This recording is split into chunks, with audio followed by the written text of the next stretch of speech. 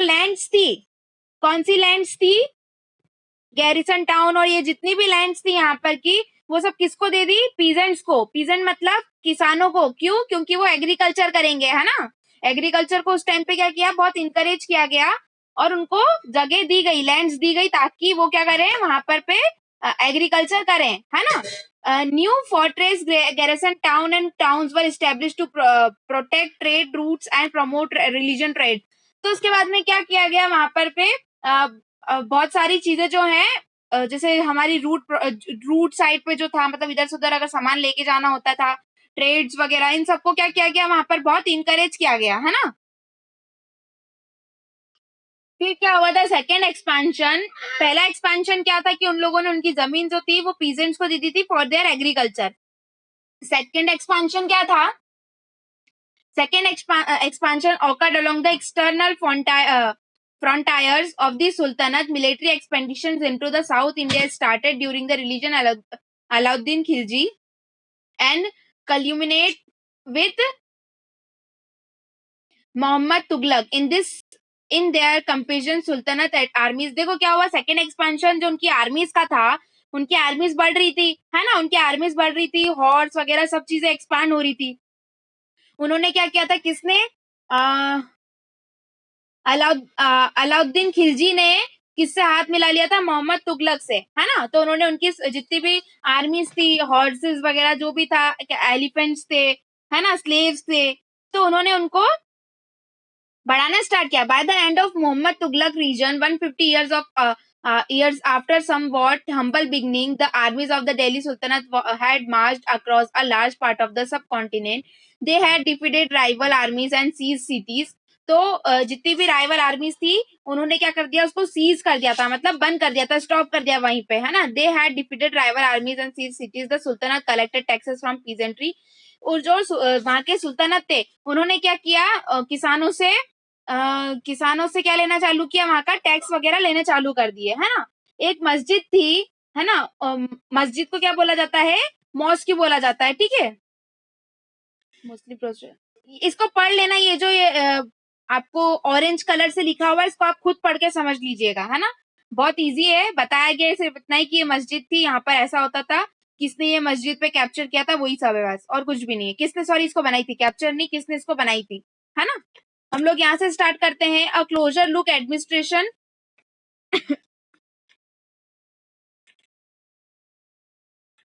a closer look administrations and consolidations under the Khaljis and Tughlaqs. The consolidation of a kingdom as vast as the Delhi Sultanate needed reliable governors and the administrator rather than appointed aristocrats and landed chieftains as governor. The earlier Delhi Sultanate, especially Iltutmish, favored their special slaves purchased for military service called Bandagan. In the person they were carefully train to the man for the most important. देखो क्या था उनका जो administration था, किनका? खलजीज और तुगलक का, है ना। खलजीज और तुगलक की बात चल रही है, सॉरी, हाँ, खलजीज और तुगलक की बात चल रही है यहाँ पर। तो उनके जो किंगडम थे वो क्या हो रहे थे, बहुत बढ़ रहे थे, है ना। हमने दिल्ली सुल्तानत पढ़ा, बहुत बड़ा, बहुत ज्यादा बड़ा था वो, है ना। तो वहां पर जो गवर्नर जो थी और जो एडमिनिस्ट्रेशन थे, मतलब वहां दिल्ली सुल्तानत पे जो लोग वहां पर राज कर रहे थे, उन लोगों को क्या चाहता है, एक एडमिनिस्ट्रेटर चाहिए था और एक गवर्नर वहां पर जरूर, वहां पर उसकी नीड थी, ठीक है। फिर उसके बाद में उन्होंने क्या किया, एरिस्टोक्रेट लैंड चीफमेंट गवर्नमेंट, उन्होंने लैंडेड चिफ्टेंस को एज अ गवर्नर अपॉइंट किया। बाद में उन्होंने दिल्ली सुल्तानत को, इतुतमिश ने फेवर किया कि हम कुछ स्पेशल टाइप ऑफ स्लेव्स को क्या करें, परचेज करें, ताकि हमारी मिलिट्री को सर्विस मिले। उनको क्या बोला है, बंदागन बोला गया है, ठीक है। कहां पर? पर्शियन में। उनको बहुत अच्छी तरीके से ट्रेन किया गया था, ठीक है। क्यों? ताकि वो पॉलिटिकली अच्छे से गवर्न कर सके, ठीक है। Since they were totally dependent upon the master, क्योंकि अब उनको तो कुछ नहीं आता था, वो तो जीरो थे, तो वो किस पे डिपेंड करते थे? मास्टर्स पे डिपेंड करते थे कि वो उनको किस तरीके से ट्रेन करने वाले हैं, ठीक है। फिर हमारा था the Khaljis and Tughlaq continue to use bandagan and also raise people to humble birth who were often clients. देखो क्या था, बंदगन क्या था, वो लोग क्या करते थे, लोगों को एज अ स्लेव परचेज करते थे और यहाँ पर उनको अच्छी प्रॉपर वो दे करके नॉलेज दे करके उनको यूज किया जाता था। तो बंदगन कौन है? उनको परचेस करने के बाद में, उनको नॉलेज देने के बाद में उनसे अपना काम कराते थे। ठीक है, तो कौन करवाते थे? खिलजीज और तुगलक, है ना। To high political position, they were appointed as general and governor. However, there were introduced an element political instability. तो क्या होता था? वो खुद ही उनको नॉलेज देते थे और फिर उनके खुद ही उनके हिसाब से क्या करवाते थे? काम करवाते थे उनसे। एज अ गवर्नर उनको अपॉइंट किया जाता था। ठीक है। Slaves and clients were loyal to their masters and patrons, but not to their heirs.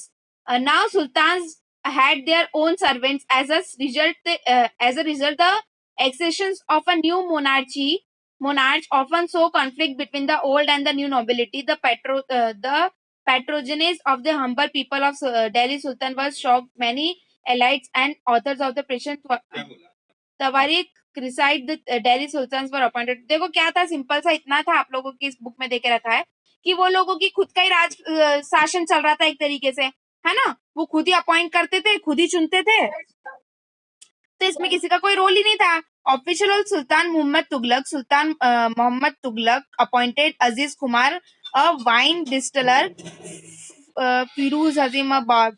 तो देखो उन लोगों ने किसको कैसे वो किया था, वो इसके अंदर देके रखा है। अजीज कुनार को क्या किया था उन्होंने? वाइन डिस्टिलर, मतलब कि जो वाइन होती है, सभी को पता है ना, वाइन जो है उसको उसका मतलब उसको बेचने वाला बना दिया। ठीक है। फिरोज हजम को क्या बोला? बार्बर बना दिया। मंक अ तकब उनको कुक बना दिया। और ऐसे करके उन्होंने क्या किया? डिवीजन किया। कब? 14th सेंचुरी की बात चल रही है ना। Like the earlier Sultan, the Khaljis and Tughlaq monarchs appointed military commanders as governor of territories of the Barnes size. देखो क्या था, खिलजीज और तुगलक ने क्या किया? एक तरीके से मोनार्च लो ही चल रहा था। मोनार्च मतलब क्या होता है कि राजा रानियों का शासन। तो उन्हीं का मतलब सुल्तान मतलब राजा, है ना। तो उन्हीं का शासन चल रहा था। तो उन्होंने क्या किया? उनके हिसाब से मिलिट्री कमांडर को अपॉइंट किया, गवर्नर को अपॉइंट किया। ठीक है। This lands were called iqta and their holders are iqtadar और मुक्दी। तो क्या था कि देखो जो उस जमीन पे, है ना, उस पर्टिकुलर लैंड के जो लोग थे उनको क्या बोला गया? इक्ता। और उसके लैंड के होल्डर्स को क्या बोला गया? इक्तादार। जैसे हम सिटी हमारी सिटी होती है, लैंड को क्या बोला गया? हमारी सिटी। और हम जो रहने वाले होते हैं उनको क्या बोला जाता है? सिटीजन, है ना। अब ये देखो इनके वर्ड्स थोड़े आपको समझ में आए या नहीं आए पता नहीं, बट समझने की कोशिश करो। सिटीजन्स कौन होते हैं? जो रहने वाले होते हैं, है ना। तो वहीं पे सिटीजन्स को क्या बोला है? इक्ता। और जो उस जमीन के होल्डर्स थे, जमींदार जिनको बोला जाता है, तो इनमें जमींदार को क्या बोला जाता है? इक्तेदार, है ना, या फिर मुक्ति। ठीक है। The duty of the muqtis was to lead military campaigns and maintain law of the order in iqtas. तो मुक्ति का क्या रोल था कि वो लोग क्या करेंगे? जितने भी रूल्स और रेगुलेशंस बनी उनको संभाल के चलेंगे, है ना, उनको मॉनिटरिंग करेंगे वो। They also paid their soldiers from the revenue. जो सोल्जर्स थे वो क्या करते थे? उनको रिवेन्यू देते थे। Control over muqtis was most effective it their office was not inheritable and if they were assigned iqtas for a short period of time before being shifted, this harsh condition of a service were rigorously imposed during the region of Alauddin Khilji and Muhammad Tughlaq. Accountants were appointed by the state, checks and amount were revenue collected by the मुक्तिस। देखो क्या था? जितने भी revenue आते थे वो किसके पास में जाते थे? मुक्तिस के पास में, है ना। क्यों जाएंगे? क्योंकि कौन होल्ड उस जमीन पे किसका राज था? अगर चलो हम एक बात करें, एक घर है, उसके किराएदार है और उसकी मकान मालिक है ना। तो जो भी रेवेन्यू आएगा, जो भी उस मकान का किराया आएगा, वो किसके पास में जाएगा? मकान मालिक के पास में जाएगा। तो मकान मालिक कौन है? मुक्तिस। ठीक है। तो जितना भी टैक्स, जितना भी कुछ भी कलेक्शन रहता था वो किसके पास में जाता था? मुक्तिस के पास में। ठीक है। As the Delhi sultans brought the hinterland of the cities under their control, they forced the landed chieftains and Samanta aristocrats and rich landlords to accept their authority. Under Alauddin Khilji, the state brought the assessment and collection of land revenue under its control. तो क्या हुआ? जब दिल्ली सुल्तानत के पास में वो चीजें आई, उन्होंने क्या किया? उन्होंने हिंडरलैंड पे अपना कब्जा करना चालू किया, उसको अपने अंडर लेना चालू किया। फिर उसके बाद में क्या किया उन्होंने? जितने भी रिच लैंडलॉर्ड्स थे, जितने भी उनके पास में मतलब जितने भी ज्यादा पैसे वाले लैंडलॉर्ड्स थे, उन्होंने जितनी भी अथॉरिटीज थी वो सब अपने अंडर ले ली मतलब मान ली, है ना। जितनी भी उनकी खिलजीज ने जो भी डिमांड रखी थी वो सब किसने मान ली, लैंडलॉर्ड्स ने, है ना, कि जो भी इसका कमीशन निकलेगा हम आपको देने को तैयार है करके। The right of the local chieftains to levy taxes and cancel and they were also force to pay taxes. और उनको जितने भी मतलब उनका जितने भी राइट्स थे वो सब कैंसिल करके उनको बोला गया कि आपको यहाँ पर टैक्स जो है वो देना ही पड़ेगा forcefully. The sultan administration measured the land and keep carefully account. Some of old chieftains and landlord serve the sultan as revenue collector and the assessor. अच्छा, आपने सुना होगा हफ्ता देना, है ना, तो वही चीज यहाँ पे होती थी। सुल्तान जो थे वो क्या करते थे, लैंडलॉर्ड से हफ्ता लेने चालू किए, ठीक है। On the cultivation called kharaj and amounting to about 50% of the peasants producers on cattle on houses. तो क्या होता था, जितने भी कल्टीवेशन किया जाता था मतलब एग्रीकल्चर किया जाता था उससे आधा टैक्सेस वो लेते थे, है ना। फिर कैटल्स वगैरह, अगर कैटल्स मतलब अगर आपकी भेड़ बकरियां जो चरने जा रही हैं उससे टैक्सेस लिया जाता था, ठीक है। और जितने भी हाउसेस का, आज आपको पता ही है हाउसेस का भी टैक्स होता है, तो वो टैक्सेस भी उनसे लिया जाने लगा। मतलब इतने सारे टैक्सेस जो है लिए जाने लगे। It is important to remember that large parts of the subcontinent remain outside the control of the Delhi Sultans. It was difficult to control distant provision like Bengal from Delhi, and soon after annexing southern India, the entire region became independent. Even the Gangetic Plain were forested areas that Sultan forces could not penetrate. Local chieftains established there. तो क्या हुआ, कौन सी area की बात चल रही है यहाँ पर, गंगेतिक प्लेन की। तो ये एरिया जो था ये बिल्कुल इंडिपेंडेंट था, है ना। यहाँ पर सुल्तान का फोर्स यहाँ पर नहीं चल रहा था, ठीक है। The local chieftains establish their rule in the region. Sometime rulers like Alauddin Khilji and Mohammad Tughlaq could force their control in this areas but the short duration. तो क्या हुआ, उन लोगों ने इतना उनका फोर्स कहाँ कहाँ चल रहा था, दिल्ली पे चल रहा था, ठीक है। तो दिल्ली पे उनका फोर्स कैसे चल रहा था कि वो हर चीज पे टैक्सेस ले रहे थे, हर चीज उनके अंडर कंट्रोल थी। अगर उनको कोई गवर्नर रखना भी था तो वो भी उनके हिसाब से रखे जा रहे थे, है ना। और कुछ पार्ट्स ऐसे थे वहां के जिसमें उन लोगों का राज नहीं चल रहा था, वो चाहकर भी वहां पर राज नहीं कर पा रहे थे, और अगर कर भी रहे थे तो वो बहुत शॉर्ट पीरियड ऑफ टाइम के लिए कर रहे थे वहां पर राज, ठीक है। The Mughals under Ganges Khan evaded Transoxian in the northeast Iran in 1219, and the Delhi Sultan faced their once slowed after soon after Mughals attack, and the Delhi Sultan increased due to the religion of the Alauddin Khilji and their early years of Muhammad Tughlaq's rule. This forced two rulers mobilize. तो क्या था, देखो simple सा था। उसके बाद में कोई और आया 1219 में, उन्होंने वहां पर राज करना स्टार्ट किया मुगल्स ने, ठीक है। मुगल्स ने वहां पर राज करना चालू किया। फिर उनके दो रूल्स चलने लगे। क्या रूलर्स थे वो, mobilise a large standing army in the Delhi, मतलब कि ये था कि लार्ज जितनी भी मतलब ज्यादा से ज्यादा आर्मी को कहां पर लेके आना, दिल्ली में लेकर आना, है ना। एक ये वाला जो नेक्स्ट पेज है आपका, इसके अंदर अलाउद्दीन खिलजी और मोहम्मद तुगलक के बारे में बताया गया है।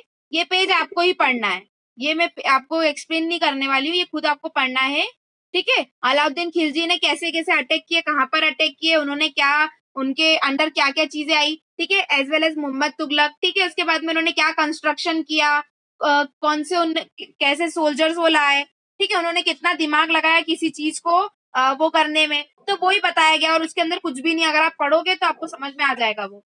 In the last list, in this list of Muhammad Tughlaq failures, we sometimes forget that that for the first time in the history of the sultans, the Delhi planned a completion of the captured Mughal territory. Unlike Alauddin's defensive measures, Muhammad Tughlaq's measures were the convenienced as part of the military offenses against the Mughals. तो उन्होंने क्या किया, मोहम्मद तुगलक ने, वो fail हो रहे थे किस चीज को जीतने में, सुल्तान मतलब उनका ऐसा था कि हम दिल्ली पे क्या करें, राज करें, पर वो हमेशा क्या हो रहे थे, फेल हो रहे थे, ठीक है। फिर उन्होंने क्या सोचा कि हम मुगल टेरिटरी पे प्लान करते कि मुगल टेरिटरी को हरा के अब हम वहां पर राज करना स्टार्ट करेंगे, है ना। तो वो हर बार क्या हो रहे थे, वो फेल ही हो रहे थे। फिर उसके बाद में लास्ट पैराग्राफ है आपका, the sultanate in the 15th 16th century.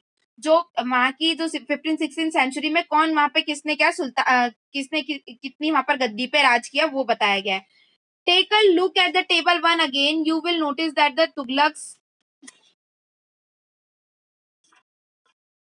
Tughlaq, the Sayyid and the Lodi dynasty ruled from the Delhi and Agra until 1526. तो तुगलक, सैयद, लोडी, ये डायनेस्टी पे किसने राज किया? दिल्ली और आगरा पे। कब? 1526 पे। By this Jaunpur, Bengal, Malwa, Gujarat, Rajasthan and entire South India had independence rulers who established flourishing state and the provincial capital. This was a देखो इस पैराग्राफ में ये बताया गया आपको कि किन लोगों ने कितना कितना राज किया 15th और 16 सेंचुरी पे, है ना। जैसे कि हमको यहाँ पर ये बताया कि आगरा और दिल्ली में इन इन लोगों ने राज किया। कौन कौन सी डायनेसिटी ने राज किया? तुगलक, सैयद, लोडी डायनेसिटी, इन ने राज किया। कब? 1526 में। ठीक है, फिर उसके बाद में आपको बताया कि जौनपुर, बंगाल, मालवा, गुजरात, राजस्थान में किसने राज किया? साउथ इंडिया ने राज किया। ठीक है, this was the period which is the emerging the new ruling power groups like the Afghanis and Rajputs। क्या हुआ इसके बाद में? एक ऐसा पीरियड आया जब नए नए रूलर्स आए। कौन नए नए रूलर्स आए? अफगान और राजपूत जो थे वो नए रूलर्स थे वहां पे। ठीक है, जिन्होंने नया शासन करना वहां पर स्टार्ट किया। Some of the states establishing the period small but powerful extremely. कुछ कुछ जो थे वहां पर लोग जो थे वो कम लोग थे बट वो पावरफुल बहुत ज्यादा थे, जिससे उन्होंने क्या किया? बहुत समय तक उन्होंने राज किया। जैसे शेरशाह सूरी का बताया यहाँ पर 1540 से लेके 1545 तक उन्होंने क्या किया? वहां पर उनका करियर जो था स्टेब्लिश किया। ठीक है, Bihar and eventually challenging the different Mughal empire. फिर उन्होंने क्या किया? किसको चैलेंज किया? मुगल एम्पायर को क्या किया? चैलेंज किया। फिर हुमायूं का बताया है 1530 से 1540। फिर 1555 से 1556 तक उन्होंने क्या किया? दिल्ली को कैप्चर करके उन्होंने वहां पर अपनी डायनेसिटी जो थी वो स्टेब्लिश की और वहां पर राज करना चालू किया। फिर उसमें उन्होंने बताया सू डायनेसिटी, उन्होंने भी रूल किया। 15 ईयर तक उन्होंने रूल किया। ठीक है, it introduced an administration that borrowed elements from Alauddin Khilji and made them more efficient. Shershah Suri administration became the model followed by the great emperor Akbar 1556 to 1605 when the consolidation of the Mughal Empire। तो इसमें यही बताया कि कितने लोगों ने कब राज किया और कैसे किया। आया समझ में इतना? देखो दिल्ली सुल्तान में ऐसा था कि उन लोगों ने दिल्ली पे कितने कितने टाइम तक किस किस ने शासन किया। तो ये तो सभी को पता है कि अगर एक राजा मर जाएगा, मतलब अगर एक जगह है तो उसको कॉन्कर करने के लिए, उसको जीतने के लिए कितने सारे राजा आएंगे वहां पर, है ना। तो जैसे जैसे अगर वहां पर फेल हो जाओगे तो ठीक है, अगर पर वहां पर आपने राज कर लिया तो फिर आपका राज हो जाएगा। फिर सेकंड वापस कोई दूसरा आएगा, कोई दूसरा वहां पर आपसे लड़ेगा, फिर उस पर शासन करेगा, है ना। तो ऐसा जो था वो कंटिन्यू चलता रहा। फिर उसके बाद में कुछ देख रखा था, 3 ऑर्डर्स, द पीस ऑफ गोड, नाइट्स एंड द क्रडल्स। इसका कोई मीनिंग नहीं है, पढ़ लेना। फिर भी जो था चर्च वगैरह इन सब चीजों का वहां पर एस्टेब्लिशमेंट हुआ, है ना। तो ये आपका चैप्टर था, इसमें किसी को कोई डिफिकल्टी इफ है